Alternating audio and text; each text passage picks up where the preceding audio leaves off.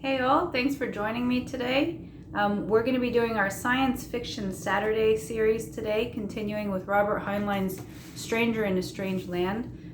This is such a great work that really did shape a lot of thought in the United States. It came out in 1961, and Heinlein's ideas, some of them are really, really out there, but it's a really cool work. So just excited to share this with you guys.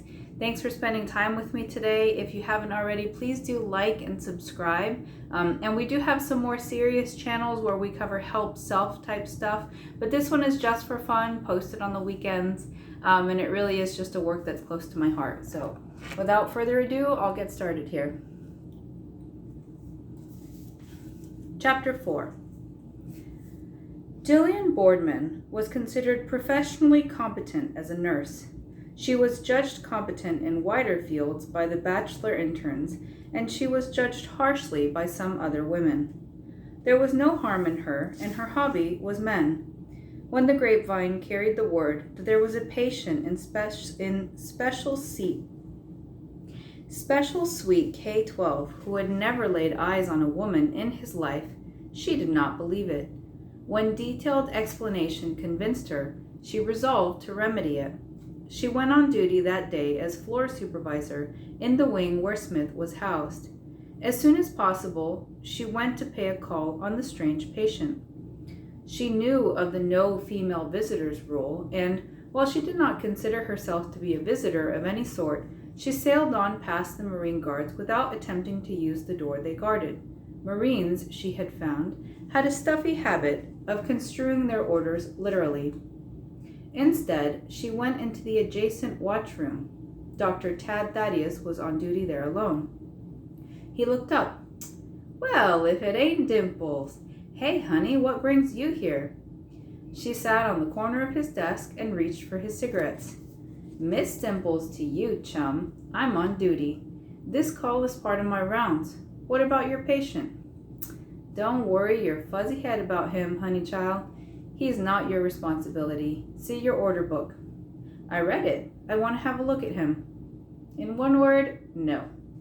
"Oh, Tad, don't go regulation on me. I know you."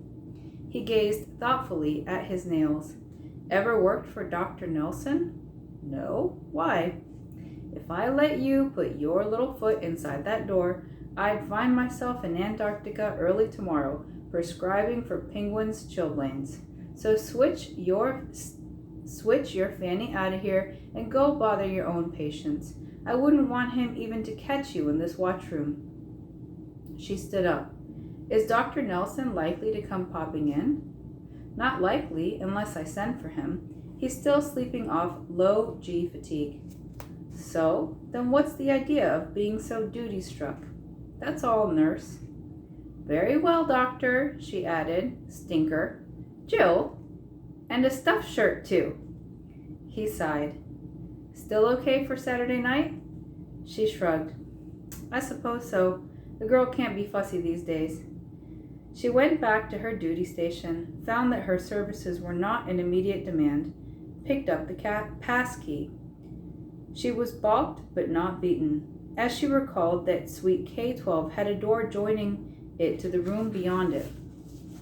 A room sometimes used as a sitting room when the suite was occupied by a very important person. The room was not then in use, either as part of the suite or separately. She let herself into it. The guards at the door beyond paid no attention, unaware that they had been flanked. She hesitated at the inner door between the two rooms, feeling some of the sharp excitement she used to feel when sneaking out of student nurses' quarters. But, she told herself, Dr. Nelson was asleep, and Tad wouldn't tell on her even if he caught her. She didn't blame him for keeping his finger on his number, but he wouldn't report her. She unlocked the door and looked in. The patient was in bed. He looked at her as the door opened. Her first impression was that here was a patient too far gone to care. His lack of expression seemed to show the complete apathy of the desperately ill. Then she saw that his eyes were alive with interest. She wondered if his face were paralyzed. No, she decided, the typical sags were lacking. She assumed her professional manner. "Well, how are we today? Feeling better?"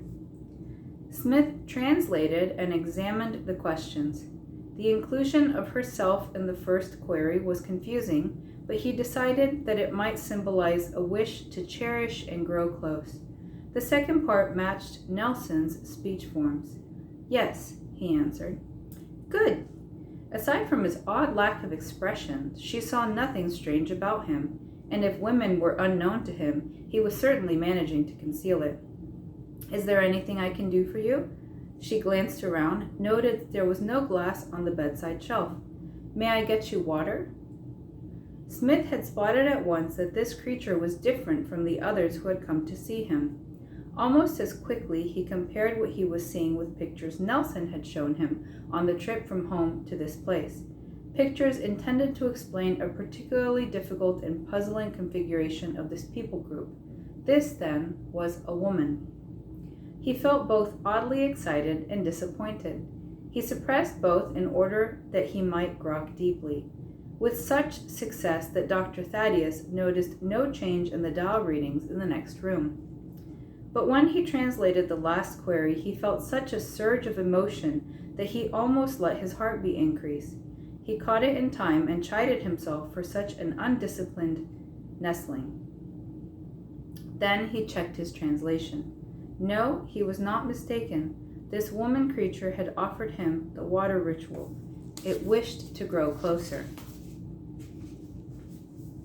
With great effort, scrambling for adequate meanings in his pitifully poor list of human words, he attempted to answer with due ceremoniousness. "I thank you for water. May you always drink deep." Nurse Boardman looked startled. "Why, how sweet!" She found a glass, filled it, and handed it to him. He said, "You drink." "I wonder if he thinks I'm trying to poison him," she asked herself. But there was a compelling quality to his request. She took a sip, whereupon he took the glass from her and took one also, after which he seemed content to sink back into bed, as if he had accomplished something important. Jill told herself that, as an adventure, this was a fizzle. She said, "Well, if you don't need anything else, I must get on with my work." She started for the door. He called out, "No!" She stopped. "Eh? What do you want?" "Don't go away." "Well, I'll have to go pretty quickly." But she came back to the bedside. "Is there anything you want?" He looked her up and down. "You are... woman?" The question startled Jill Boardman. Her sex had not been in doubt to the most casual observer for many years. Her first impulse was to answer flippantly, but Smith's grave face and oddly disturbing eyes checked her.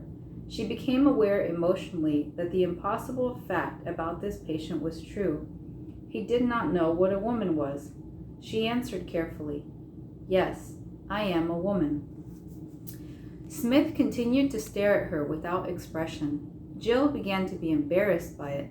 To be looked at appreciatively by a male she expected and sometimes enjoyed, but this was more like being examined under a microscope. She stirred restively. "Well, I look like a woman, don't I?" "I do not know," Smith answered slowly. "How does woman look? What makes you woman?" "Well, for pity's sake!" Jill realized confusedly that this conversation was further out of hand than she had had with a male since about her 12th birthday. "You don't expect me to take off my clothes and show you?" Smith took time to examine these verbal symbols and try to translate them. The first group he could not grok at all. It might be one of those formal sound groups that these people so often used. Yet it had been spoken with surprising force, as if it might be a last communication before withdrawal. Perhaps he had so deeply mistaken right conduct in dealing with a woman creature that the creature might be ready to discorporate at once.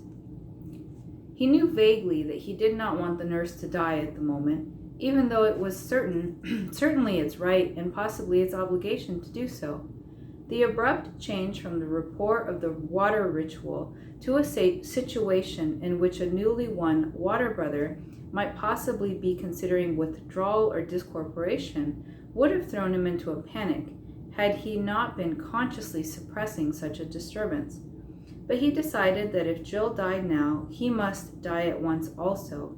He could not grok it any otherwise, any other way, not after the giving of water. The second half of the communication contained only symbols that he had encountered before. He grokked imperfectly the intention, but there seemed to be an implied way out for him to avoid this crisis, by acceding to the suggested wish. Perhaps if the woman took its clothes off, neither of them need discorporate. He smiled happily. Please. Jill opened her mouth, closed it hastily. She opened it again. Huh? Well, I'll be darned. Smith could grok emotional violence and knew that somehow he had offered the wrong reply. He began to compose his mind for discorporation, savoring and cherishing all that he had been and seen, with special attention to this woman creature. Then he became aware that the woman was bending over him, and he knew somehow that it was not about to die. It looked into his face. Correct me if I am wrong, it said, but were you asking me to take my clothes off? The inversions and abstractions required careful translation, but Smith managed it. Yes, he answered, while hoping that it would not stir up a new crisis. That's what I thought you said. Brother, you aren't ill. The word brother he considered first. The woman was reminding him that they had been joined in the water ritual. He asked the help of his nestlings, that he might measure up to whatever this new brother wanted. I am not ill, he agreed. Though I'm darned if I know how to cope with whatever is wrong with you. But I won't peel down, and I've got to get out of here. It straightened up and turned around again toward the side door, then stopped and looked back with a quizzical smile. You might ask me again, real prettily, under other circumstances. I'm curious to see what I might do. The woman was gone. Smith relaxed into the waterbed and let the room fade away from him. He felt sober triumph that he had somehow comforted himself so that it was not necessary for them to die.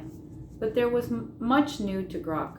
The woman's last speech had contained many symbols new to him, and those which were not new had been arranged in fashions not easily understood.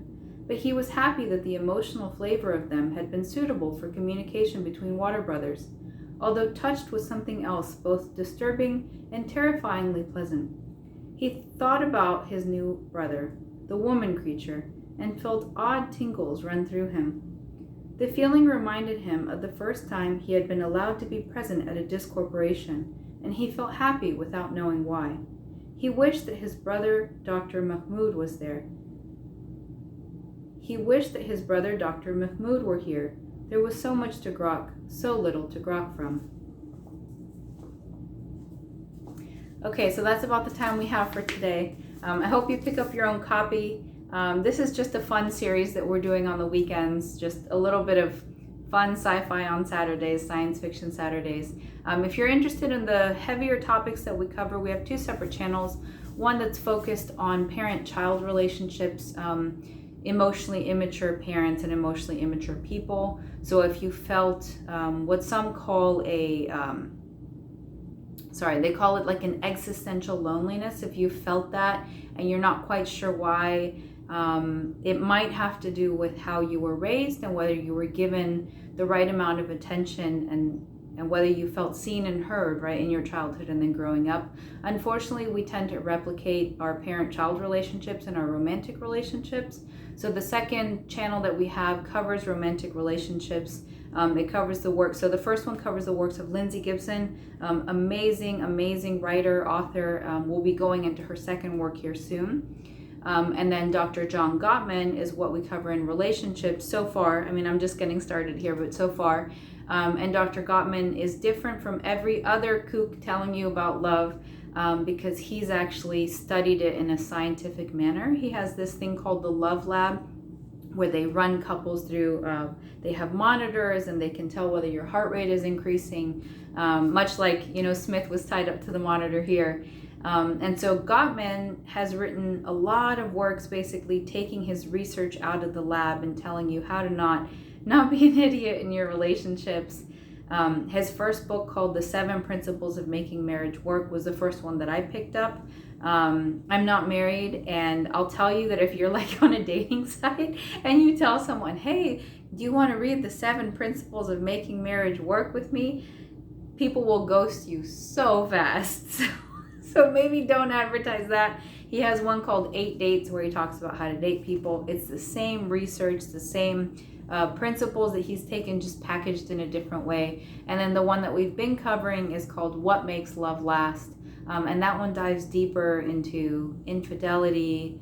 How do you even get there when it comes to cheating, betraying your partner in ways that you didn't even know were possible, like not cheating, but other ways. So it's an awesome work that we've covered a lot of it in detail in our other channels. So please do like and subscribe. Thank you for spending time with me today. Happy to be here with you and look forward to seeing you again, either in this series or in one of our other series. Take care.